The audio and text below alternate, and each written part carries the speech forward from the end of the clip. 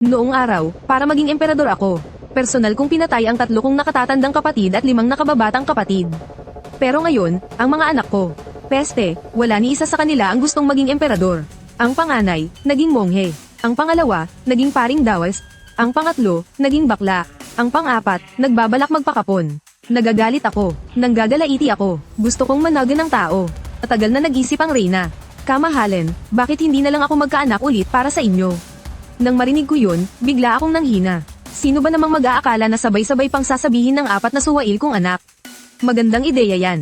Ako ay isang emperador. Sa panahon ngayon, napakahirap maging emperador. Kapag naubos ang pondo ng kaharian, ako ang kailangang maglabas ng pera. Kapag nag-aklas ang mga mamamayan, ako ang kailangang magpadala ng hukbo. Kapag nagkasakit ang mga ministro, kailangan ko pa silang bisitahin para kumustahin. At ang mga ulat na kailangan kong basahin, dumarating ng banten-banten. Ang mga babae sa harem, mas lalo pa nilang pinapasakit ang ulo ko sa iba't ibang paraan. Ngayong araw, nakipagkita sa akin ang matandang Emperador Merong mula sa kabilang kaharian.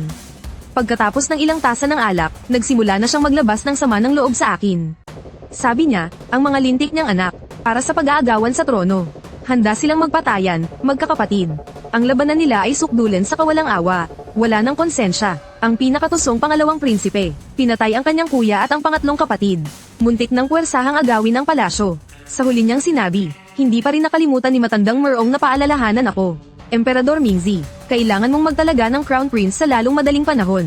At gumawa ng maraming plano bilang paghahanda, para na rin maputol ang anumang masamang balak ng iba. Ang usapin ng pagtatalaga ng tagapagmana, ay isang napakahalagang bagay. Kaya kinagabihan, ipinatawag ko ang mga opisyal ng korte para pag-usapan ito. Kamahalan, para sa anong napakahalagang bagay at kami nagmadaling pumarito sa gitna ng gabi. Hindi kaya't naghahanda tayong salakayin ang kaharian ng Qi. Kumislap ang mga mata ng punong ministro. Ang Merong emperador na iyon ay handgal at walang kakayahan. Ang mga prinsipe ay nagpapatayan sa isa't isa. Ang buong kaharian ng Qi ay nasa gitna ng kaguluhan. Matagal na dapat itong sinakop ng ating dakilang Zhao. Matagal ko nang inutusan ng Tianmu Guards na magkubli malapit sa Merong emperador. Habang siya ay naririto pa sa teritoryo ng ating dakilang Zhao. Naghihintay na lamang ako ng iyong utos, kamahalan. Iwinasiwas ko ang aking kamay. Inanyayahan akong uminom ng matandang Merong emperador. At ako na may agad siyang ipapapatay. Masisira ang aking reputasyon. Iyon ay hindi marangal. Hindi ako pumayag. Matagal nang nahulaan ng state preceptor na ito ang magiging kapalaran ng kaharian ng Qi. Hayaan na lamang itong bumagsak ayon sa tadhana. Isa pa, punong ministro So, pakipunasan mo ang kolorete sa iyong leeg. Walang kamalay-malay na hinawakan ng punong ministro ang kanyang leeg. Namula ang kanyang mukha, ang Duke of Ningbo, na kanina patahimik na nagmamasid, ay nagsalita. Kamahalan, may kinalaman po ba ito sa pagbisita ng matandang Merong emperador ngayon? Naghahanda na ba kayong pumili ng tagapagmana? Ganyan talaga ang aking biyenan. Isang salita mo lang, sapul agad sa punto. Sa wakas ay tumango ako. Tama, naghahanda akong pumili ng prinsipe na magiging tagapagmana ng trono. Aking mga tapat na ministro, mayroon ba kayong mga mungkahi? Pagkasabi nito, tumahimik ang paligid. Kamahalan, alam nyo naman, ang ika-4 na prinsipe ay anak ng aking kapatid na babae. Ang batang iyon na si Ye Kangming, medyo mahina ang ulo niya. Samantalang ang kanyang kamahalan, ang unang prinsipe, ay parehong lehitimong anak at panganay. Kaya nararapat lamang na siya ang piliing tagapagmana. Pag-isipan niyo pong mabuti, kamahalan. Dito sa ating dakilang Zhao, mula pa sa ating mga ninuno. Ang pinipili ay ang pinakakarapat dapat. Ang aking pamangkin, ang kanyang kamahalan unang prinsipe, ay hindi kakayanin ang mabigat na tungkulin. Ang ikatlong prinsipe ay parehong marangal at may kakayahan. Estudyante na naman ng punong ministro. Ang posisyon ng Crown Prince ay nararapat lamang sa kanya. Hinding-hindi maaari, kamahalan. Ang alagad kong iyon ay napakasutil at hindi mapigilan. Kung siya ang gagawing Crown Prince, talagang hindi ito nararapat. Sa aking palagay, ang ikalawang prinsipe, hindi pa niya natatapos ang kanyang sasabihin. Nang sumigaw ang namumula sa galit na si An Yuanhao. Hindi niyo ba alam kung anong klaseng pag-uugali meron ng ikalawang prinsipe? Gagawin siyang Crown Prince. Ang ating dakilang Zhou ang magiging kasunod na kaharian ng Qi. Piliin ang ika-4 na prinsipe. Naging guro niya ang Sword Immortal, at ang kanyang lakas sa pakikipaglaban ay walang kapantay. Punyeta, at ang ika-4 na prinsipe pa talaga. Ang lakas at talino ay hindi kailanman magkasama. General Yu, mag-ingat ka sa iyong pananalita. Matagal na akong naiinis sa inyong mga opisyal na doble kara. Ako naman ang sawang-sawa na sayo. Gusto mo ng away? Halika, sabay-sabay kayong lumaban sa akin. Kaya ko kayong lahat gamit lang ang isang kamay. Bago pa tuluyang mawala sa kontrol ang sitwasyon. Tahimik akong napahawak sa aking noo at nagsalita para pigilan sila. Mga minamahal kong ministro, lahat ng inyong sinabi ay may punto. Kung gayon, Hayaan ninyo muna akong obserbahan sila. Saka na ako pipili ng Crown Prince. Mayroon akong 4 na anak na lalaki. Ang unang prinsipe, si Ye Donglan, ay anak ko sa Imperatrice. Ang ikalawang prinsipe, si Ye Fagwang, ay anak ni Noble Consort An. Ang ikatlong prinsipe, si Ye Yangxuan, ay anak ng yumaong prinsesang ipinangkasundo para sa kapayapaan. At ang huli, ang ika-4 na prinsipe, si Ye Kangming, ay anak naman ni Consort Yu. Hindi marami ang aking mga consort sa harem. Ang mga natatandaan ko ang pangalan ay nasa 11 lamang. Ngunit, pambihira, dahil masaya at magkakasundo sila. Mga bagay tulad ng paninira, paglalason, at pagpatay. Madalas mangyari sa harem ng kalapit na kaharian ng Qi. Pero sa aking harem, hindi pa iyon kailanman nangyari. Hindi sila nag-aagawan ng pabor. Sa halip, madalas silang gumagawa ng iba't ibang paraan para humingi sa akin ng mga gantimpala. Hindi naman mga pambihirang kayamanan. Minamaliit pa nila ako. Wala akong magawa. Ang mga personal kong ipon sa kaban ng bayan ay inubos na nilang lahat. Kaya sumasakit ang ulo ko kapag nakikita ko sila. At ang mga anak ko naman. Mula pagkabata, sa palasyo na sila lumaki. Pinalaki silang lahat ng Imperatrice. Katuwang ang iba pang mga consort. Kaya naman napakalapit nila sa isa't isa. Parang tunay na magkakapatid. Dahil na rin sa payapa at komportableng kapaligirang ito. Ang mga ugali ng aking mga prinsipe. Hay, pero kailangan pa rin pumili ng tagapagmanang prinsipe. Talagang mahirap ipaliwanag. Sa loob ng palasyo ng Fengyi, sabay-sabay kaming kumakain ng Imperatrice at ng 4 na prinsipe. Ilang subo pa lang ang nakakain. Bahagya akong umubo. Sa Hanyuan Academy, sino ang namunguna sa larangan ng panitikan? Nagtaas ng kamay ang panganay. Akmang matutuwa na sana ako. Nang sabihin niya, ang anak ni Punong Ministrong Su. Walang ganang sumagot ang pangatlo, ang anak ni Punong Ministrong Su. Paano naman sa archery at pangangabayo? Ang anak ni Punong Ministrong Su. Napatiimbagang ako. Paano naman sa 6 na sining at 9 na bilang? Huwag ninyong sabihing si Suboxy pa rin. Pamandat at ngumiti ang pang-4 na anak, amang emperador. Alam nyo na pala, bakit nyo pa kami tinatanong? Ayokong malaman. Nagngangalit kong tinanong. Wala ba kayong maipagmamalaking karangalan? Meron po, tuwang-tuwang sinabi ng pang-4. Sa aming lahat, ako ang pinakamagaling sa martial arts. Kahit 100 Suboxy ay hindi sapat para sa aking pagsasanay. HMP, pang-4. Iyan lang naman ang kaya mong ipagmalaki. Pang-asar na sabi ng pangatlo, pag-aaral ng kasaysayan at mga klasiko. Kaligrafiya, pagpipinta, at chess. Pati na ang tungkol sa pamamahala ng bansa. Saan ka ba dyan hindi kulelat? Dahil dyan, nagalit ng husto ang matandang punong guro. Nagretiro tuloy at umuwi sa kanyang bayan. Ikaw na ang kauna-unahan dyan. Namula ang tainga ng ika-4 na prinsipe. Siyempre naman, humalakhak ang panganay. Ikaw naman, ikatlo. Wala ka ring pinagkaiba. Ang 3 anak na babae ni tagapamahalang Yuan. Hindi ba tinukso mo silang lahat? Sa galit niya, isinumbong ka pa sa inang reyna. Umiti ng makahulugan ang ikatlong prinsipe. Noong isang araw, hindi ko alam kung sino ang sumamantala habang hindi nakatingin si Rektor Song. At palihim na ginupit ang balbas na 10 taon niyang inalagaan. Ang balbas na mas mahalaga pa sa kanyang buhay. Gawayan ng pangalawa, huwag mo akong sisihin. Kuya, sumisira ka sa usapan natin yan. Ikaw pa nga ang nag-abot sa akin ng gunting. Ang mga pasaway na batang to. Huminga ako ng malalim. May gumugulo ba sa iyong isipan? Matagal akong tinitigan ng reyna. At saka nagtanong, sinulyapan ko ang 4 na prinsipe. At sinamantala ang pagkakataon para magsalita. Sino sa inyo ang may gustong maging tagapagmana ng trono? Sinulyapan ko ang 4 na prinsipe. At sinamantala ang pagkakataon para magsalita. Sino sa inyo ang may gustong maging tagapagmana ng trono? Pagkasabi ko nyon, tumahimik ang buong palasyo ng Phoenix. Akala ko ay hindi nila narinig ng malinaw. Nang uulitin ko na sana. Bigla na lang nagtakbuhan at naglaho ang 4 na pasaway. Napatulala na lang ako, at sinabi ng reyna, ang mga batang ito, ay hindi pa nakaranas ng anumang hirap o pagsubok. Hindi pa sila handa, upang pasanin ang mabigat na responsibilidad bilang susunod na pinuno ng bansa. Marahan kong tinapak ang kanyang kamay, bilang isinilang sa pamilyang Maharlika. Ito ang responsibilidad na dapat nilang harapin. Kahit ayaw mong isipin, kailangan mong pag-isipan. Kahit ayaw mong gawin, kailangan mong gawin. Ito ang kanilang tadhana, na nahimik sandali ang Imperatrice. Sino ang gusto mong hirangin? Napabuntong hininga ako, Donglan. Siya ang panganay na anak. Dapat siyang maging halimbawa sa kanyang mga nakababatang kapatid. Kinabukasan, pagsikat ng araw sa silangan. Sa loob ng korte, yumuko ang lahat ng opisyal. Dahan-dahan akong umupo sa trono ng dragon. Agad na binasa ng pinuno ng seremonya ang kautusan. Sa ngalan ng kalangitan at atas ng tadhana, ang emperador ay nag-uutos. Ang unang prinsipe, si Donglan, na isinilang ng Imperatrice. Nagtataglay ng pambihirang birtod, patalino at may pambihirang dunong. Kinikilala ng lahat, sa malapit man o sa malayo. Iginagalang ng korte at ng buong bayan. Karapat-dapat na magmana ng imperyo. Tunay na angkop na maging tagapangalaga ng kaharian. Itatalaga bilang tagapagmanang prinsipe. Isasagawa sa takdang panahon. Napili na ang tagapagmana. Unang sumigaw si Dakilang General Yu. Napakaranong ng kamahalan. Agad na sumang-ayon ng iba pang mga opisyal ng korte. Tanging ang matandang mukha lamang ni Duque Dingguo ay nanatiling walang ekspresyon. Panatag na rin ang loob ko. Ipag-utos. Simula ngayon, ang tagapagmanang prinsipe ay personal na tuturuan ni Dakilang Goroke. Kamahalan, may masamang nangyari. Isang sigaw na puno ng pighati ang umalingaw-ngaw mula sa labas. Napakunot ang noo ko. Ang opisyal na sugo na magtatalaga sana sa tagapagmanang prinsipe ay halos gumapang at magpagulong-gulong papasok sa bulwagan. Nanlalaki ang kanyang mga mata, na para bang lalabas anumang oras. Walang direksyong iwinawagayway ng sugo ang kanyang mga kamay. Hindi maintindihan ang kanyang sinasabi. Ang tagapagmanang prinsipe. Ang prinsipe, siya. Anong nangyari sa prinsipe? Tumakas siya. Sa pagtatalaga sa kanya bilang prinsipe, tumakas siya. Hindi ako nababahala. Kung tumakas siya, hulihin at ibalik. Hindi po. Namumula ang mukha ng sugo.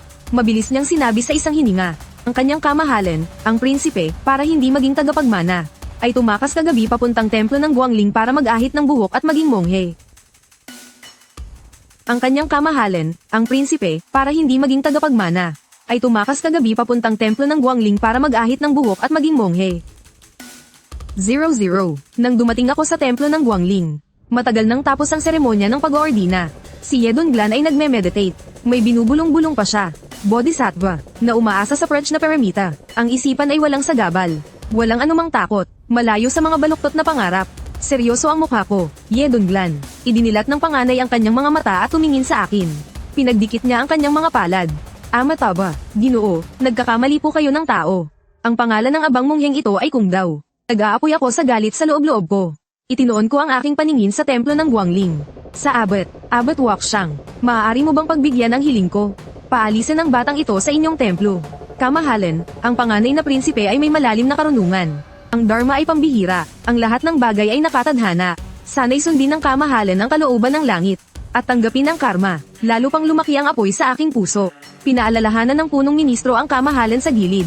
Ang templo ng Guangling ang pangunahing templo ng Dakilang Jiao. Marami itong tanyag na mga monghe. At ang mga nananampalataya dito ay laganap sa buong bansa. Kamahalan, sana'y pag-isipan ninyong muli. Paano ko hindi malalaman ang kahalagahan ng templo ng Guangling? Matagal akong umasa sa panganay. HMPH, halika na.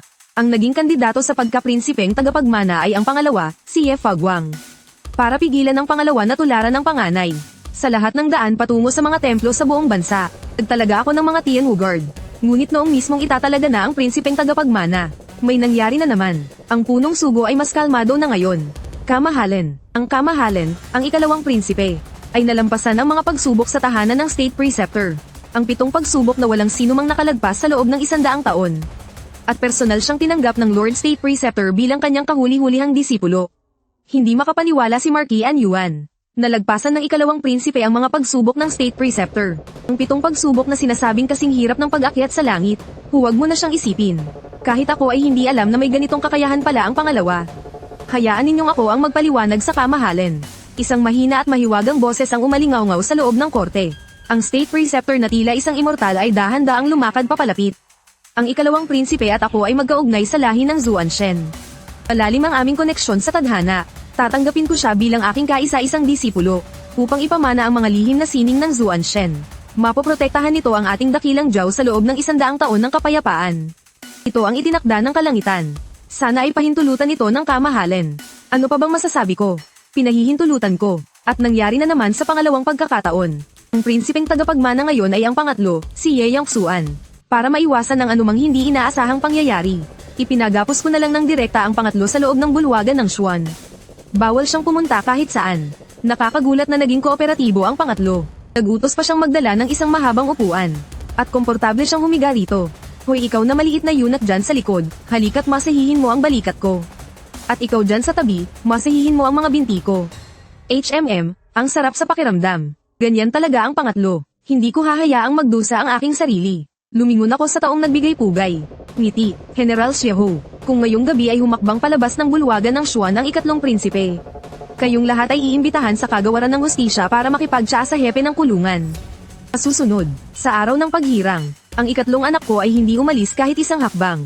Bahagya akong tumango, ipinagutos kong kalagan siya. Sa ikatlong pagkakataon, binasa ng tagapamahala ng seremonya ang utos ng paghirang sa tagapagmana. Sa ngalan ng kalangitan, ipinag-uutos ng emperador, ang ikatlong prinsipe na si Yunzuan. Ay mapagkumbaba at magalang, may marangal na pagkatao, tunay ngang siya ang tanging karapat-dapat na maging prinsipeng tagapagmana. Kaya't hinirang bilang prinsipeng tagapagmana, upang mamuno sa palasyo sa silangan. Ito ang aking utos. Naging maayos ang seremonya ng paghirang. Matapos lumuhad ang lahat ng opisyal, tumingin ako sa direksyon ng aking ikatlong anak. Ang ikatlong anak ko ay ganoon pa rin, kampanteng-kampante. Iginilaw niya ang kanyang pulso at tinanggap ang utos ng paghirang. Ibig sabihin, ang prinsipe na ito ay isa ng prinsipeng tagapagmana ngayon. Magalang na sumagot ang tagapamahala ng seremonya. Opo, kamahalan, prinsipeng tagapagmana. Mabuti, napakabuti. Pumalakpak at bahagyang tumawa ang aking ikatlong anak. Ang kamay niya ay humahaplos na sa mukha ng tagapamahala ng seremonya. Sa tingin ko, hindi masama ang iyong itsura. Huwag ka nang bumalik sa iyong tanggapan. Halika sa palasyo sa silangan at maging kalaguyo ko. Nawala ang ngiti sa mukha ng tagapamahala ng seremonya. Ang buong korte ay nabalot ng katahimikan. Tanging ang ikatlong anak ko lang ang dahan-daang bumababa. Huminto siya sa harap ng punong ministro. Ay maningning siyang ngiti, Ministro Su, ang aking mabuting guro. Matagal ko nang nababalitaan ang tungkol sa anak ni Ministro Su. Isang taong may malinis at marangal na pagkatao. Isang anak ng langit. Kapag ako na ang naging emperador, paano kung gawin ko siyang emperadress? Nanliit ang balintataw ni punong Ministro Su. Hinding-hindi maaari, bahagyang naningkit ang mga mata ng ikatlong prinsipe. At lalo pang lumawak ang kanyang ngiti. Matagal ko nang pinagnanasaan si Boshi. Ngayon, sa wakas ay may pagkakataon na ako. Ako, ay dapat magpasalamat sa mga sumuporta sa akin para maging tagapagmanang prinsipe. Sa dulo ng kanyang sinabi, isa-isang dumaan ang tingin niya sa lahat ng opisyal. Nakikita kong si Ginoong Punong Guro ay may angkin pa ring alindog. Sa hinaharap, gagawin kitang isang maharlikang binibini. Ay, nakalimutan ko pa ang ating tanwalang. Napakakisig ng iyong itsura. Talagang-talaga kitang tipo. Gagawin kitang isang maharlikang dama. Medyo mainitan ang ulo ng kapatid ng Ginoong Ministro. Pero iyon mismo ang gusto ko. Gawin na lang siyang isang kagalang-galang na ginang. Maganda ang pangangatawan ni General Chang Wei. Gagawin kitang isang jiyahaw. At pati na rin ang dakilang iskolar. Ang pinuno ng akademya ng Hanyuan. Ang mga tinawag ang pangalan. Namutla ang mukha ng lahat ng mga ministro. Halos matambo na sila. Biglang itinaas ni punong Ministrong Su ang kanyang ulo. Kamahalan, gumuho ang itsura ng lahat ng opisyal, sibil man o militar. Kamahalan, iisa lang po ang tagapagmana ng aking pamilya. Kamahalan, ang inyong lingkod ay walang hilig sa kapwa lalaki. Kamahalan, ang abang lingkod na ito ay may kasunduan ng pakakasalan. Mas gugustuhin ko pang mamatay kaysa sumunod. Kamahalan, lingkod, tama na. Huminga ako ng malalim, at ikinuyom ng mahigpit ang aking mga kamao. Tahimik na isinara ng mga opisyal ang kanilang mga bibig. Tumayo ako mula sa tronong dragon. At tinitigan ko ng malalim ang aking ikatlong anak. Talaga bang kailangan mong umabot sa ganito? Nawala ang ngiti sa mukha ng ikatlong prinsipe. At seryosong tumango, kung talagang gagawin akong tagapagmanang prinsipe ni Amang Hari. Kung gayon, maghanda na ang ating angkan na yen na mawalan ng tagapagmana. Hindi ako nararapat maging tagapagmanang prinsipe. At lalong hindi ako nararapat na maging emperador. Kung ipipilit po ninyo, Amang Hari, wala po akong magagawa kundi tanggapin ito. Siya nga pala, Amang Hari, ang inyong itsura ay hindi nalalayo sa isang tanwa lang. Itong suwail kong anak, nang itimang mukha ko sa galit. Hindi ko na matiis, lumayas ka sa harapan ko. Sa huli, ang ikaapat na prinsipe na lang ang natira. Tiningnan ko ang bunso kong anak at maingat na nagtanong. Kang Ming, malapit ka nang maging 15. Mayroon ka na bang nagugustuhang dalaga? Bahagyang nailang ang ikaapat na prinsipe. Medyo nahihiya siyang tumango, nakahinga ako ng maluwag. Nakangiti kong tinapak-tapik ang ikaapat. Mga bantay, igapos ang ikaapat na prinsipe. Gamitin ninyo ang pinakamatibay na lubid. Natulala ang ikaapat na prinsipe. Amang Hari, ano po ito? Sabi ko sa kanya nang may diin. Kang Ming, ang mga nakatatanda mong kapatid ay mga pasaway. Para sa posisyon ng prinsipeng tagapagmana. Ikaw na lang ang natitira sa akin. Gusto nang umiyak ng ikaapat na prinsipe pero walang luhang lumalabas. Awa-awa siyang tumingin sa akin. Amang Hari, ayokong maging prinsipeng tagapagmana. Sabi po ni Tiyo, mahina raw ang ulo ko. Hindi ako pwedeng maging prinsipeng tagapagmana. Hindi ko siya pinansin. Puno ng mga tusong opisyal ang palasyo. Hahayaan kong sanayin kanila sa loob ng ilang taon. Para maasa ang isip mo. Hindi iyan malaking bagay. May gustong sabihin ng ikaapat na prinsipe. Pero hindi niya alam kung paano ito sasabihin. Itsura niya ay parang nakaranas ng matinding inhustisya. Nagkunwari akong walang nakita. Tinawag ko si Xiaoho Che. General Xiaoho, ang 10 Tianwu guards at 7 tayo leaders ay nasa ilalim ng iyong utos. Ngayong gabi, maging alertong-alerto ka para sa akin. Huwag mong hayaang makalabas ng palasyo ang ikaapat na prinsipe. Si Xiaoho Che ay buong-buo ang loob. Itinapak niya ang kanyang dibdib at nangako. Nasa ilalim ng aking pamumuno ang mga pinakamagagaling na mandirigma ng Tianwu at Tayo. Hindi lang ang ikaapat na prinsipe. Kahit nautusan pa ninyo akong puksain ngayon din ang kaharian ng Chi, ay kayang-kaya kong gawin. Ngunit, makalipas ang isang insenso, isang tauhan ang nagulat, bumagsak daw si Xiaoche. Nakatakas ang ika-4 na anak. Hinilat ko ang aking sentido. Kamahalan, ipinasara ko na po ang lahat ng labasan sa palasyo. Siguradong nasa loob pa ng palasyo ang ika-4 na prinsipe. Nag-uulat sa kamahalan, walang bakas ng ika-4 na prinsipe sa Chowhei Gate. Hindi nakita ang ika-4 na prinsipe sa Ruizheng Gate. Hindi natagpuan ang ika-4 na prinsipe sa Maikzu Palace. Kamahalan, natagpuan na siya. Ang ika-4 na prinsipe ay nasa silid pangangapon. Ako'y parang masisiraan na ng bait. Mabilis na nagsalita muli si Shizong. Kamahalan, huwag po kayong mag-alala. Ang ika-4 na prinsipe ay agad na nailigtas ng mga Tianwu Guard. Ligtas po siya at walang malubhang pinsala. Nang marinig ko iyon, napatawa na lang ako sa galit. Ang mga prinsipe ng ibang kaharian, sino ba sa kanila ang hindi gustong maging tagapagmana? Bakit pagdating sa akin, ay kabaligtaran ang nangyayari? Ang 4 kong suwail na anak, para lang hindi maging tagapagmana, ay gagawin nila ang lahat, kahit anong paraan. Ang panganay, naging monghe. Ang pangalawa, naging dawas na pari. Ang pangatlo, naging bakla. Ang bunso, muntik pang kapunin ang sarili. Nagagalit ako, naiinis ako. Gusto kong managan ng tao. Hindi pa man ako nakakabawi ng hininga. Masamang balita, kamahalan. Tarantang-tarantang pumasok si Baiteng Q. Nakaturo ang kanyang daliri sa labas ng bulwagan, na may pagkatakot sa kanyang mukha.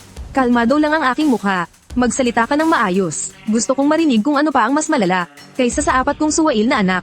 Halos isang hiningahan lang sinabi lahat ni Baiteng Q. Si Maharlik ang Binibining An, si Binibining Yu, si Zhao Yiya, si Shu Yibao, si Gui Renshan, si Jie Yushu, si Gui Pinchi, si Mei Renshu. Nandito silang lahat. Ano? Biglang kumaibat ang talukap ng aking mata. Bigla akong napalingon. Bilis, itago ninyo ang mga perlas na kumikinang sa dilim sa silid. Blag, halos kasabay nito, sinipa pabukas ang pinto ng aking silid tulugan. Yes, Wanbi, galit na pumasok si Binibining Yu. Tanungin mo ang iyong konsensya. Ang pamilya kong Yu ay handang sumuong sa anumang panganib para sa iyo. Sa 7 general ng aming angkan, ang kuya ko na lang ang natitira. Saan nagkulang sa iyo ang pamilya ko? Para ipilit mong gawing tagapagmana ng trono si Xiaoming. Kung hindi lang dahil sa matalas na mata ng bantay na nasa palikuran. Ang aking Xiaoming ay muntik nang. Kalmadong idinugtong ni Binibining Shan. Muntik na siyang maging ang kauna-unahan sa Dajao. Ang kauna-unahang kinapong prinsipe sa kasaysayan. Hindi naman napigil ang mapang-isi ni Binibining Bao na nasa likuran. Kapatid na Binibining Yu, huwag kang masyadong magalit. Ang pangalawa ko namang anak ang naging unang prinsipeng paring Taoista. At ang panganay na anak pa ng kapatid nating Emperatrice, ay pinilit pang maging isang monghe. Sa ibang mga kaharian, nag-aagawan ang mga prinsipe sa trono. Marami ng kaso ng magkakapatid na nagpapatayan. Pero pagdating dito sa ating dakilang Zhao, ang mga prinsipe naman ay ginagawa ang lahat para hindi maging tagapagmanang prinsipe. Kung ako man sila, hindi ko rin gugustuhin. Nakakapagod kaya, aba, kamahalan, ang gaganda naman ng mga perlas na kumikinang sa likod ninyo. Pwedeng ipakita kay Sure. Kamahalan, huwag po kayong may paborito. Gusto rin makita ni Chinian. Nagsisimula nang sumakit ang ulo ko. Sinulyapan ko nang may babala si Yunat Q. Agad namang nakuha ni Yunat Q. Mga mahal na consort, ang kamahalan ay 2 salita pa lang ang nasasabi niya, sinaman na siya ng tingin ni Consort Yu. Yes, Wanbi, kailangan mo akong bigyan ng paliwanag ngayon. Mabilis na humakbang palapit si Consort Yu. Hila-hila ang aking manggas at ayaw itong bitawan. Ang aking Consort Yu ay kapatid ni General Yu. Siya at ang Emperatrice ay kasama kong lumaki. Simula pagkabata, sanay na siyang maging pasaway. Sa tuwing gumagawa siya ng gulo, nariyan ang Emperatrice para pagtakpan siya. Kahit ang pagpapakasal sa akin ay dahil din sa Emperatrice. Naaalala ko pa noong kasal namin. Noong araw ng kasal, mayabang na sinabi sa akin ng munting dalaga, Yes, Wanbi, kahit na napakagwapo mo, pero si Ate Chingwo ko pa rin ang pinakamabuti sa lahat. Kung hindi lang dahil kay Ate Chingwo na nandito sa palasyo, matagal na sana akong tumakas sa kasal na ito. Hindi ako magpapakasal sa'yo. Ako ang may pagkukulang sa pamilya Yu. Kaya sa mga kilos ni Consort Yu na walang paggalang, kaya kong palampasin ang lahat. Pero pagdating sa paghirang ng tagapagmanang prinsipe, napakalaking bagay nito. Napabuntong hininga na lang ako. Nasaan ang ika-4 na prinsipe? Papuntahin siya rito. Natigilan si Consort Yu. Anong ibig mong sabihin? Huwag mong sabihin hanggang ngayon ay gusto mo pa rin gawing crown prince si Xiaoming. Yes, Wanbi. Tao ka ba? Naglalakas loob kang sigawan ako. Talagang hindi alam ng babaeng ito kung saan siya lulugar. Ang lakas ng loob mo. Iwinasiwas ko ang aking manggas at sumigaw. Ikaw. Namula ang mga mata ni Consort Yu. Bigla siyang sumigaw sa direksyon ng pinto. Ate Chingwo, inaapi na naman ako ni Yes, Wanbi. Ang galit na namumuo sa akin ay bigla na lang nawala. Dumating na ang Emperatrice. Ang pagdating ng mga bagay sa puntong ito ay dahil sa aking pagkukulang sa paggabay. Ibinaba ng Emperoress ang kanyang tingin. At marahang napabuntong hininga. Hindi ko rin alam, na para hindi maging Crown Prince ang apat na batang iyon, ay haantong sa ganito. Hininaan ko ang aking boses. At nagsalita para pag-aanin ang kanyang loob. Emperoress, huwag mong sisihin ang iyong sarili. Hindi naman sa walang kakayahan ng apat na suwail na iyon. Wala lang talaga silang interes sa trono. Hindi napigil ang bomb-ulong ni Consort Yu. Alam mo naman pala, iniba ko ang usapan, na may matigas na paninindigan. Kahit anong mangyari, kailangang magtalaga ng Crown Prince. Nag-isip sandali ang Emperoress. Paano kaya kung bibigyan ko ulit ng isang prinsipe ang kamahalin? Bago pa man ako makasagot, Ate Emperoress, pag-isipan ninyong mabuti. Sa sandaling ito, lumabas ang tahimik na si Shu Jieyu. Nagsalita ng ikakagulat ng lahat. Kamahalin, hindi ba't mayroon ka pang isang prinsipe? Italaga na lang siya. Bakit hindi ko alam? May isa pa pala akong prinsipe. Ang tingin ko'y napunta kay Shu Jiahao. Anong ibig mong sabihin dyan? Dahil sa kuryosidad, lumapit din ang ibang mga consort. Yung ipinatapon sa Cold Palace 13 taon na ang nakalipas. Nanganak ng isang lalaki si Noble Lady Lee sa Cold Palace. Noong dumaan ako roon 2 araw na ang nakalipas. Namimitas pa ng bunga sa puno ang batang iyon. Humingi ako ng isa. Napakaasim. Sinabi niya iyon na parang wala lang. Ngunit sa aking pandinig, para itong isang malakas na bagyo. Isang pinarusahang consort sa Cold Palace ang nagsilang ng isang prinsipe. Mayroon akong anak sa Cold Palace na hindi ko pa kailanman nakikita. Itatanong ko na sana ang buong pangyayari ng. Naalala ko na, si Noble Lady Lee, yung babaeng nagtangkang saktan si Ate Empress. Na ipinatapon sa Cold Palace dahil sa galit ng mahal na emperador. Siya rin ang kaysa-isa sa atin. Ang consort ng pinalad na makapasok sa Cold Palace. Shu, walang sino mang nakakaalam nito. Paano mo naman nalaman? Naglalakad-lakad lang ako at napadpad doon. Nagkataong narinig ko ang mga tagapagsilbi sa Cold Palace na nag-uusap. Kaya lumapit ako para makinig sandali. Nalaman ko ang tungkol sa panganganak ni Noble Lady Lee 13 taon na ang nakalipas. Pagkatapos ay pinuntahan ko ang bata. Lee, paano ka nakakasiguro na kadugo siya ng emperador? Sa isang tingin pa lang, malalaman mo na. Ang mukha ng batang iyon ay may malaking pagkakahawig sa emperador. Noong bata pa siya. Kung ganoon, bakit ngayon mo lang sinabi? Nag-isip ng mabuti si Shu Jiahao. Nakalimutan ko. Ngayon ko lang naalala. Kilalang kilala ko ang ugali ni Shu Jiahao. Kung sinabi niyang nakalimutan niya, siguradong nakalimutan niya talaga iyon. Pero base sa mga sinabi niya, alam ng lahat sa Cold Palace na mayroong isang prinsipe. Ngunit walang sino mang nagulat. Nang maisip ko ito, bumigat ang aking boses. Sino ang namamahala sa Cold Palace? Dalhin ninyo ang taong iyon sa aking harapan. Ganito kalaking bagay. Ngunit ni isa ay walang nagulat. Nagmamadaling umalis si Yuna Q para dalhin ang tao. Nanginginig na lumuhad ang Beiteng na nakasuot ng berde. Ang inyong lingkod po ang tagapamahala ng palasyo ng pagkakakulong. Malamig kong tinanong. Nang pumasok si Noble Consort Lee sa Cold Palace. Buntis ba siya? Opo, ang lakas ng loob mo. Ito ay tungkol sa lahi ng Maharlika. Isang napakahalagang bagay. Bakit hindi mo iniulat? Magsalita ka. Ano ang iyong masamang balak? Naway maunawaan ninyo, kamahalin. Noon pong tungkol sa pagbubuntis ni Noble Consort Lee. Ang inyong lingkod at si Direktor Chen ng Kagawaran ng Panloob na Ugnayan. Si Punong Katie Walangfu at si Tagapangasiwang Lee ng Bulwagan ay nagulat na po nito. Nagpadala po ng tao ang direktor para sabihing ayaw ng kamahalin sa anak ng Noble Consort. Hayaan na lang daw siyang mag-isa sa Cold Palace, mabuhay man o mamatay. Kailan ko sinabi ang ganyang bagay? Ipatawag ang 3 taong binanggit niya. Mukhang hindi na sila maipapatawag, kamahalin. Bakit? Alam ko po, si Direktor Chen ng Kagawaran ng Panloob na Ugnayan ay isang especially iya mula sa nakaraang dinastiya. Matapos matuklasan ang kanyang pagkatao, namatay siya sa ilalim ng espada ni General Xiaohu. Ang opisyal ng Punong Katie Wala ay isang especially iya mula sa maliit na bansa sa hangganan. Nagtangka siyang nakawin ang mga mapa ng depensa sa hangganan. Namatay siya dahil sa patagang sandata ni Commander Pei. At ang tagapangasiwang Lee ng Bulwagan na iyon. Hehe, nakalabi sa pag-inom ng peking alak. Nahulog mag-isa sa lawa ng Imperial Garden at nalunod. Naging malaking usap-usapan din iyon sa palasyo noon. Hindi na ba natatandaan ng kamahalan ng mga ito? Bahagya akong umubo. Binalaan ko ang punong unit. Saksi ang langit at lupa. Bawat salita po ng inyong lingkod ay totoo. Wala po akong balak na linlangin kayo, kamahalin. Alam kong wala kang ganyang lakas ng loob. Sa Cold Palace, kamahalin. Paano kung ang batang iyon ay ayaw ring maging prinsipeng tagapagmana? Mga ate, bakit hindi tayo magpustahan? Pastahan tayo tungkol sa hindi pa natin nakikilalang prinsipe, kung gugustuhin ba niyang maging tagapagmana ng trono. Itong hairpin na gawa sa jade ang magiging pusta ko. Pupusta ako na hindi siya interesado. Sunod-sunod na naglagak ng pusta ang iba pang mga consort. Lahat sila ay pumusta na aayaw maging tagapagmana ang anak kong hindi ko pa nakikita. Kahit na ang aking Emperoress ay kasama sa kanila. Naglakas loob ako. Kinuha ko ang pinakaiingatan kong perlas mula sa dagat. Pusta ko, gugustuhin niya. Ako si Ye Zhenxiao, isa akong strategist. Dalubhasa ako sa mga senaryo ng intriga sa palasyo at agawan ng kapangyarihan. Gaya ng 9 Dragons Seize the Airship, 7 Princes Force the Palace, The Prince of a Fallen Kingdom, at mga senaryo ng Orphan of the Previous Dynasty.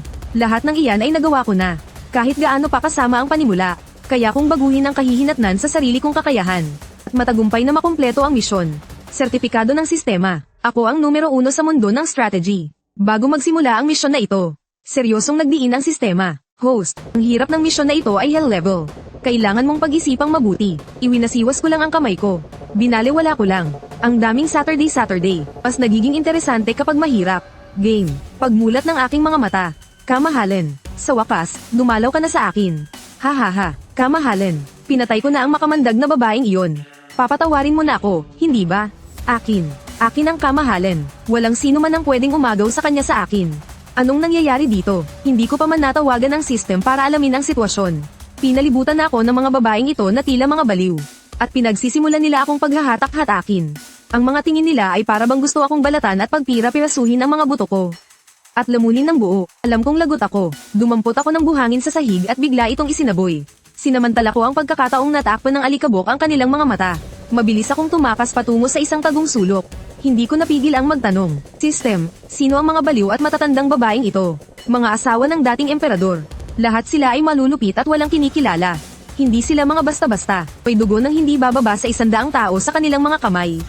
Sinamantala ko ang pagkakataong natakpan ng alikabok ang kanilang mga mata. Mabilis akong tumakas patungo sa isang tagong sulok. Hindi ko napigil ang magtanong. System, sino ang mga baliw at matatandang babaeng ito? Mga asawa ng dating emperador. Lahat sila ay malulupit at walang kinikilala. Hindi sila mga basta-basta. May dugo ng hindi bababa sa 100 tao sa kanilang mga kamay. Host, pakitanggap ang mga alaala ng orihinal na may-ari. Sa mga sandaling iyon, ang impormasyon tungkol sa katawang ito ay ipinasa ng system sa aking isipan. Anak ng isang isinumpang concubine sa Cold Palace. Walang pangalan, walang apelyido. 13 taong gulang. Ang tunay na ina ay namatay sa sakit noong nakaraang taon. Inilibing sa ilalim ng matandang puno sa may sulok ng pader sa Timog Silangan. May isa lang akong nakuha na mahalagang impormasyon. Ang katawang ito ay tunay na isang tagapagmana ng trono. Napaisip ako, 2 tanong. Kahit na anak ako ng isang pinarusahang asawa ng emperador, isa pa rin akong tunay na prinsipe. Bakit ako nakakulong sa palasyo ng mga pinarusahan? Alam ba ng emperador na umiiral ako? Hindi sumagot ang system. Inuna ang pagbibigay ng misyon. Nagsimula na ang pangunahing misyon. Sa loob ng 5 taon, mula sa isang itinakwil na bata sa palasyo ng mga pinarusahan, maging prinsipe ng silangan. Gantimpala sa misyon, 300 puntos. Nagningning ang aking mga mata. 300 puntos. Para malaman mo, nakakumpleto na ako ng hindi bababa sa 10 fuben. Pero kumita lang ako ng wala pang 100 puntos. Gaya ng inaasahan sa isang hell level na misyon. Nahanap na kita. Ilang segundo pa lang akong masaya. Isang nakakakilabot na tawa ang nanggaling sa aking likuran. Kinilabutan ng buong katawan ko. Hindi na ako lumingon at tumakbo na lang. Ngayon ang kailangan kong isipin ay kung paano. Sa katawan ng isang mahinang 13 taong gulang na binatilyo. Sa isang abandonado at selyadong palasyo na may sukat na mahigit 500 metro kwadrado. Maiiwasan ng isang grupo ng mga malulupit na mamamatay tao. Nagtago ako ng 2 araw. Pagod na ako. Nanghina ang mga binti ko sa gutom. Tingnan mo, dumating na ang tagahatid ng pagkain. Bumukas ang maliit na butas sa ilalim ng pangunahing tarangkahan ng palasyo ng mga pinarusahan. Isa-isang inihagis papasok ang mga lalagyan ng pagkain mula sa labas. Tumingin-tingin ako sa paligid. Niyak kung wala ang mga baliw na babaeng iyon. Kukunin ko na sana. Nahuli na kita. Kamahalin. Isang matanda at maputlang kamay. Ang bigla na lang damapo sa aking balikat. Halos wala sa sarili kong dinampot. Ang ladrilyo sa tabi ko at ipinukpok sa kanya. Isang malakas na kalabog lang ang narinig ko. Nakita ko mismo kung paano ang ladrilyo ay dinurog ng kanyang kamao hanggang sa magkapira-piraso. Paalala ng system. Ito ang kapatid na babae ng dating general ng kabalyerya. Mag-isa niyang napatay sa suntok ang 30 mababangis na bandido. Punyeta, ito ba yung kamao ni Bakal? Huwag mong sabihing napunta ako sa isang kwento ng intriga sa palasyo na may martial arts. Ang mahalaga ay ang mabuhay. Bigla akong nagturo sa likuran niya. At sumigaw. Nandito na ang general ng kabalyerya. Natigilan ang mukha ng babaeng may masamang ngiti. Gaya ng inaasahan, naniwala siya at lumingon sa likod. Habang wala ang atensyon niya. Kahit ang lalagyanan ng pagkain ay hindi ko na inintindi. Nagkandara pa akong tumakas. Walang hinto akong tumakbo pabalik sa aking pinagtataguan. Hindi ko na talaga kinaya. Napalumpasay ako sa sahig. Nanlabo ang aking paningin. Kung magpapatuloy ito, mamamatay ako. Kung hindi ako mapapatay ng mga babaeng ito, mamamatay naman ako sa gutom. Kailangan kong makahanap ng paraan para makalabas sa malamig na palasyo. Sa aking obserbasyon, may iisang labasan lang ang malamig na palasyo na ito. At iyon ang pangunahing tarangkahan nito. Kapag dumating na ang tagapagdala ng pagkain, hahanap ako ng tamang pagkakataon para sunggaban ang kamay niya. Pagkatapos ay babantayin ko siyang buksan ang pangunahing tarangkahan ng malamig na palasyo. Sa aking obserbasyon, may iisang labasan lang ang malamig na palasyo na ito. At iyon ang pangunahing tarangkahan nito. Kapag dumating na ang tagapagdala ng pagkain, hahanap ako ng tamang pagkakataon para sunggaban ang kamay niya. Pagkatapos ay babantayin ko siyang buksan ang pangunahing tarangkahan ng malamig na palasyo. Palihim akong nagplano. Hindi pa man ako nakakarating sa pangunahing tarangkahan. Natano ko na sa malayo ang babaeng baliw na may kamao de bakal. Mahigpit niyang hinihigpitan ang pagkakahawak sa kamay ng tagapagdala ng pagkain. Galit na galit siyang nagbanta. Buksan mo ang pinto. Hahanapin ko ang mahal na emperador. Kung hindi mo bubuksan ito, tatanggalin ko yung braso mo. Natigilan ako. Teka, ninakaw niya yata ang plano ko. Akmang magrereklamo na sana ako sa system. Kakain na nga lang. Ang dami pang arte. Ang ingay-ingay. Isang malalim at iritadong boses ang narinig mula sa labas ng pinto. Agad itong sinundan ng isang makapanindig balahibong sigaw. Nakita kong tumilapon ng ilang metro ang babaeng baliw. At sa huli bumagsak sa pader ng palasyo. Saka nahulog sa lupa. Matagal siyang hindi gumalaw. Ay nagreklamo sa labas ng pinto. Sobrang bigat naman ang kamay ni Oldho. Hindi ko naman gaanong nilakasan. Wala pa nga sa 20% ng lakas ko ang ginamit. Mukhang hindi gagana ang pananakot. Kung gayon, ipapaalam ko na ang aking pagkatao bilang prinsipe. At pagkatapos ay aakitin ko sila gamit ang mga pabuya. Buo na ang pasya ko. Hahakbang na sana ako. Ipinanganak ko ang anak ng yumaong emperador. Siya ang mismong nakababatang kapatid ng kasalukuyang emperador. Buksan niyo agad ang pinto. Lalabas ako. Blag. Isa na namang consort ang tinamaan at tumilapon. Sakto itong bumagsak sa ibabaw ng consortang may iron sun fist. Binawi ko ang aking hakbang. Hindi ako pwedeng dumaan sa pangunahing tarangkahan. Kung ganoon, aakyatin ko na lang. Napasingkit ang mga mata ko. Sa harapan ko ay isang pader ng palasyo na halos 10 metro ang taas. Ganito ba talaga kataas ang mga pader ng Cold Palace? Imposibleng akyatin ito. Kailangan kong humanap ng mga gamit para makaakyat.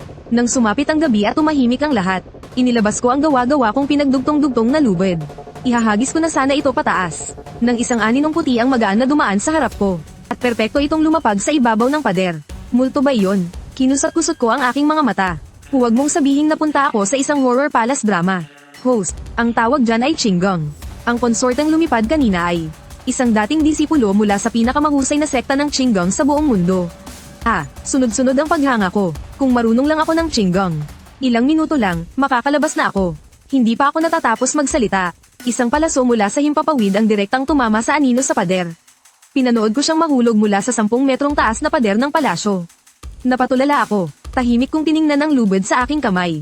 Tinapon ko ito nang walang pag-aalinlangan. Isa na lang ang natitirang paraan. Sunugin ang Cold Palace. Sa ganitong paraan, siguradong papasok ang mga tao sa labas para iligtas ako. At makakatakas ako habang nagkakagulo. Apoy. Kailangan kong maghanap ng pagsisimula ng apoy. Hinalugog ko ang buong Cold Palace. Pero kahit anino ng apoy ay wala akong nakita. Sa puntong ito, kailangan ko nang gumawa ng apoy sa pamamagitan ng pagkiskis ng kahoy.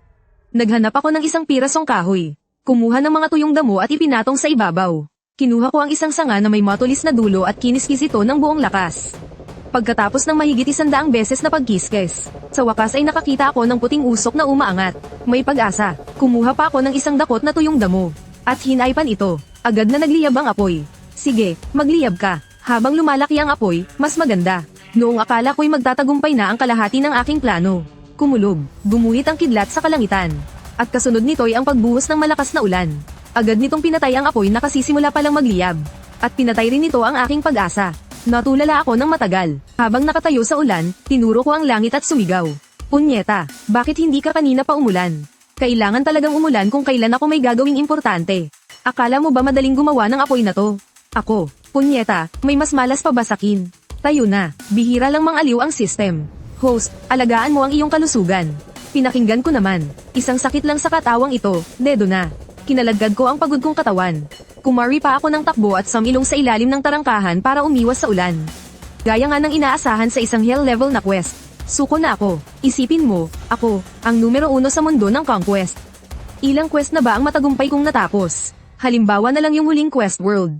Nagsimula sa isang mangkok lang. Natulog sa lungga ng mga pulubi. Ngunit nagpamalas ako ng pambihirang galing. Mula sa pagiging pulubi ay naging emperador. Pinag-isa ko ang 8 kaharian ng Central Plains. At ngayon, heto ako't nabubulok sa isang maliit na Cold Palace. Paano ko matatanggap ito? Hinding-hindi ako maniniwala sa kalokohang ito. Host, sa kasalukuyan mong kalagayan, ang tsansa mong makalabas ng buhay sa Cold Palace ay negatibo. Nagdilim ang mukha ko, at malamig na nagmura. Leche, ilang beses na ba akong nakaligtas sa bingit ng kamatayan? Ngayong taglay ko ang tunay na dugong Maharlika. Siguradong makakaalis ako sa Cold Palace, maging Crown Prince, at magtagumpay. Gusto mong maging Crown Prince? Isang malalim na boses na may halong pagkagulat. Ang biglaang umalingaw-ngaw sa tahimik na hardin ng palasyo. Hindi na malayan kung kailan tumila ang malakas na ulan. Sinasalamin ng mga sanaw sa lupa ang bughaw na langit at mga puting ulap. Ang tarangkahan ng Cold Palace, na ilang dekada nang nakapinid. Sa sandaling iyon ay may nagbukas mula sa labas. Bahagyang gumalaw ang aking mga mata. Lumingon ako para tingnan. Isang anyo na nakasuot ng matingkad na dilaw ang papalapit sa akin. Iyon ang emperador. Siguro'y naghahalusinasyon lang ako sa tindi ng gutom. Mabilis na nagpaalala ang system. Host, ito ang tunay na emperador. Siya rin ang tunay mong ama. Ang Emperador Mingzi ng Great Zhao, si Ye Xuanbi. Nagbago ang ekspresyon ko. Bigla akong nagising sa diwa. Gusto mo ba talagang maging Crown Prince? Muling nagtanong si Emperador Mingzi. Ang isang pares ng madidilim niyang mga mata ay nakatitig sa akin. Bigla akong kinabahan. Sa isip ko, hindi maganda to. Masyado kong maagang ipinakita ang ambisyon ko. Paano kung itong emperador kong ama ay isang taong mapaghinala, at gagawin ang lahat para patatagin ang kanyang posisyon? Malamang ay babaliwalain niya ang aming pagiging magkadugo at ipapapatay ako. Pag-ama na nagpapatayan, nakakita na rin ako ng mga kwento tungkol sa isang ama na kayang patayin ang sarili niyang anak. Habang pinipiga ko ang utak ko kung paano tutugan. Mabuting anak, nagbago ang tono ni Emperador Mingzi. Gamit ang isang tingin na puno ng kasiyahan. Tiningnan niya ako mula ulo hanggang paa. Agad siyang nagutos. Pasa ang aking utos. Agad na ipaalam sa buong kaharian ang pagkakakilanlan ng ikalimang prinsipe. Atasan ng Imperial Astronomer na pumili ng mapalad na araw para gawing Crown Prince ang ikalimang prinsipe. Sa unang araw ko paglabas ng Cold Palace, naging ikalimang prinsipe ako ng Great Zhao. Sa ikalimang araw ko paglabas ng Cold Palace, naging Crown Prince ako ng Great Zhao. Hanggang sa matapos ang seremonya ng pagtatalaga, nakatitig ako sa utos ng emperador na hawak ko. Saglit akong natulala, ganito lang kadaling maging susunod na tagapagmana. Napakadali, parang katawa-tawa pa nga. Hindi talaga sumunod sa karaniwang proseso. Binabati kita, host, sa pagkumpleto ng misyon. Naipong puntos, 300. Ipamamahagi pagkatapos ng instance. Hindi ko pa rin matanggap. Hell level instance kaya to. Naging Crown Prince ng ganito kadali. Hindi kaya nananaginip lang ako. Siguradong nananaginip lang ako. Bigla kong sinampal ang sarili ko ng 2 beses. Array. Hindi pa nga ako sumisigaw. Sino ang sumisigaw? Nang lumingon ako, isang pares ng mga mata mula sa labas ng bintana na umaakyat. Na may ngiti ang samalubong sa aking paningin. Alihim na umaakyat sa bintana sa kalagitnaan ng gabi. Dumating na, ikalimang kapatid. Nandito na kami. Niyakap ako ng mahigpit ng isang pares ng mga braso. Ang sigaw ko ay bumara sa aking lalamunan. Sa sandaling iyon, nagbigay ng misyon ng system. Na-activate ang natitirang pangunahing misyon. Talunin ang 4 na prinsipe ni Emperador Mingzi. Tahimik kong tiningnan ng 4 na taong umakyat mula sa bintana. Isang monghe, isang paring tawista, isang nakadamit na parang makulay na paru-paro, isang binatang mukhang tulala. Ang 4 na prinsipe ni Emperador Mingzi. Sila rin ang 4 na nakakatandang kapatid ng katawang ito. Host, hindi madaling kalabanin ang 4 na prinsipeng ito. Dahil dito ay nagising ang diwa kong mapagkumpitensya. Isipin mo, ang una kong misyon ay ang pag-aagawan ng 9 na dragon. Nakipaglaban ako sa 8. Ang ikatlong prinsipe, si Ye Yongxuan. Host, kailangan mong mag-ingat ng husto. Siya ay protektado ng punong ministro. Ang kanyang talino ay halos parang sa isang demonyo. Napakatago ng kanyang mga tunay na intensyon. Ang taong ito ay kilalang mayabang at mapang-api. Mahilig siyang puwersahang dumakip ng mga makikisig na binata. Sa loob ng Mengyangfu, sa lungsod ng Dazhao, ang sinumang may itsura na lalaki ay kadalasang nabibiktima ng kanyang kalupitan. Sinumang maglakas loob na sumuwi sa kanya ay makakaranas ng iba't ibang uri ng pagpapahirap. Inahihirapan hanggang sa masira ang pagkatao. Ngayon, ang mga makikisig na kalalakihan sa lungsod ng Dazhao ay hindi na nangangahas na lumabas kapag araw dahil sa kanya. Napailing na lang ako, at napamura sa aking isipan. Seryoso bang kwento ito ng awayan sa palasyo? Pati ba namang salot na to nakapasok dito? Paano kung mapahamak ako? Imbis na yan ang isipin mo. Dapat alalahanin mo kung mabubuhay ka pa. Ang unang prinsipe, si Ye Donglan. Mula sa numero 1 templo sa buong mundo. Personal na disipulo ng abat ng Guangling Temple. Ang kanyang husay sa Borsinjing ay perpekto na. Ang puso niya ay mas masahol pa sa isang demonyo. Hindi bababa sa 1,000 inosenteng tao ang sapilitan niyang pinalaya ang kaluluwa. Ang ikalawang prinsipe, si Ye Faguang, ay suportado ng mansyon ng Imperial Preceptor. Natutunan niya ang tunay na turo ng Imperial Preceptor. Kilalang kilala siya sa kasamaan. Minsan na niyang minasacre ang mga tao sa isang buong syudad. Sinasabing iyon daw ang kalooban ng langit. At panghuli, ang ika-4 na prinsipe, si Ye Kangming. Nag-aral siya sa ilalim ng pinakamagaling na sword immortal mula sa ibang bansa. Hindi masukat ang galing niya sa martial arts. Sobrang mapagtanim ng sama ng loob ang taong to. Yung prinsipe ng pamilyang Merong sa kabilang bansa. Aksidenteng natapunan siya ng alak. Dinala niya sa kaponan at pinaputol ang gamit niya. Host, huwag na huwag mo siyang gagalitin. Pagkatapos kong marinig yun, nahilo ako. Lahat ng mga taong na-conquer ko noon. Kapag pinagsama-sama, ay hindi pa sapat para maging pampractice ng apat na to. Host, mag-iingat ka. Mag-a-annual leave muna ako. Ngayon lang ako nakarinig na may annual leave pala kayo. Ka-apply ko lang. Sana mabuhay ang host hanggang sa dulo. Palem, ikalimang kapatid. Lumapit si Ye Kangming. Tinititigan ako ng kumikinang niyang mga mata mula ulo hanggang paa. Sinampal mo ang sarili mo kanina. Iyon ay pananakit sa sarili. Tama ba? Pananakit sa sarili. Siguradong ganoon nga. Kumbinsidong sabi ni Ye Kangming. Mukhang ayaw mo ring maging crown prince. Kaya mo ginawa iyon. Ayaw maging crown prince. Bakit naman ayaw kong maging crown prince? Hindi kaya pinapahiwatig ng isang to. Nakusa kong isuko ang posisyon bilang crown prince. Sabi ni Ye Fagwang na nakabihis bilang isang Taoist priest. Ikalimang kapatid. Narinig ko na lumaki ka raw sa Cold Palace. Masaya ba roon? Ito ay isa na namang pahiwatig sa akin. Na ang pagiging anak ng isang taksil na consort ay hindi karapat-dapat sa posisyon ng crown prince. Iwinasiwas ni Ye Yangsuan ang kanyang pamaypay. Narinig ko na ang mga ipinadala ni Lolo Emperador sa Cold Palace. Ay may ilang consort ang may pambihirang ganda. Nakita mo na ba sila, ikalimang kapatid? Gusto niya akong bitagin, para akusahan ako sa krimen ng pakikiapid sa mga itinakwil na consort ng yumaong emperador.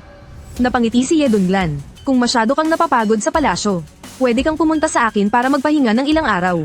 Hindi ka mahahanap ni amang emperador. Aba, sige, gusto niya akong linlangin para pumunta roon. At diretsyong katayin ako. Hindi ako nagpahalata at dahan-daang umatras. Ang mga daliri ko'y tumatapik sa armrest ng katabi kong coral na upuan. Sabi ko na nga ba, isang hell level na misyon. Paano nga ba magiging ganoon kadali na maging crown prince? Kailangan ko pa palang makipagtagisan ng talino at tapang sa apat na demonyong ito. Sige, sugod. Sisiguraduhin kong matatapos ko ang misyon na ito. Ko ay nasa napakagandang kalagayan nitong mga nakaraang araw. Kahit na makita ko pa ang apat na suwail na anak na iyon, nananatili akong mahinahon. Dahil nagkaroon ako ng isa pang prinsipe. At ang pinaka-importante sa lahat, gusto ng batang ito na maging crown prince. Mayroon na akong tagapagmana. Ang Great Zhao ay mayroon ng tagapagmana. Unang taon ng pagkahirang sa crown prince. Ang aking guro, si Grand Shutorke, na nagsilbi sa 3 dinastiya, ay puno ng papuri. Ang lingkod ninyong ito ay hindi pa nakakita ng sinumang. Higit na masipag kaysa sa kanyang kamahalin. Pagsapit pa lang ng 3:00 ng madaling araw ay nasa hardin na siya upang pag-aralan ang mga sinaunang kasulatan. Sa bawat mahirap na problemang iniiwan para sa kanyang kamahalin, palagi siyang nakapagbibigay ng hindi ko inaasahang napakatalinong sagot. Ikalawang taon ng pagkahirang sa Crown Prince. Pinag-uusapan ng mga magigiting na mandirigma ng kampo tayo ang prinsipe. Kamahalin. Ang mahal na prinsipe ay likas na matalino. At may pambihirang pangunawa, ilang buwan pa lamang siya sa kampo. Ngunit nakalikha na siya ng 10 pambihirang porma sayon, na nagbigay ng malaking kalamangan at lakas sa ating hukbo. Kami po ay wala nang maituturo pa sa kamahalin.